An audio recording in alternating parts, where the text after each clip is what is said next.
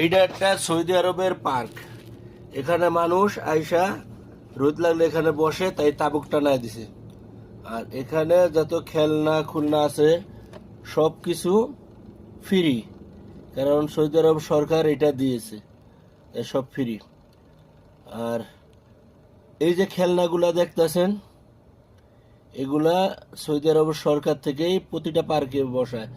বাচ্চারা খেলে আইসা, ই করে আইসা, কোনো টিকিট নেই, কোনো টাকা পয়সা লাগে না এখানে। আর এখানে এই যে দিনের বেলা কোনো মানুষ নাই, কিন্তু রাত্রে বেলা প্রচুর মানুষ এসে এখানে বসবে, ফ্যামিলি নিয়ে আসবে, খাবে দাবে, সব কিছু করবে। কারণ সৌদি আরবের দিনের বেলা গরম দেখা তারা দিনে বের হয় কম, আর রাত্রে বের হয়, কারণ প্রচুর গরম, রোদের অনেক তাপ, তার জন্য তারা রাত্রে বার হয়।